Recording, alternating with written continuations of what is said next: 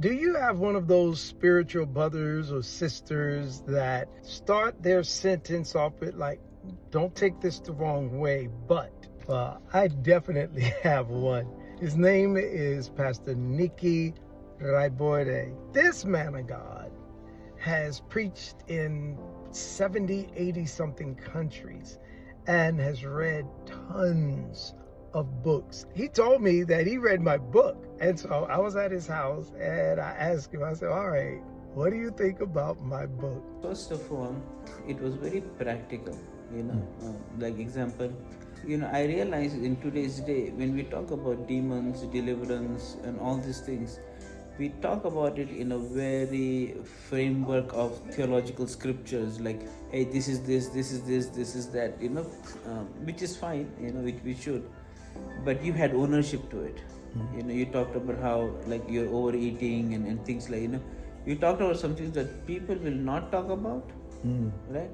Because when you talk about things like overeating and all that, that's very different. It's much easier for you to say, I used to have bad dreams, and because I had this kind of, I used to watch maybe bad, some movies on Netflix or something, you pass the blame on somewhere else because I didn't. When you say overeating, you're not talking about your own personal habits. Exactly. Yeah. And so I felt like with the book, you have a lot of simple things that people can identify and own up to, and say, you know what, hey, this is something I need to break off my life. It's become a pattern, and now because of that pattern, I've opened myself to a demonic stronghold. So it's not just I can think straight and do this. No, this thing has to be broken off of my life, and I've allowed it, and it's become so normal part of my life that I'm so blinded that I won't even say that, no, there's nothing wrong with me. There's nothing wrong with me. When we talk about, again, spells, right?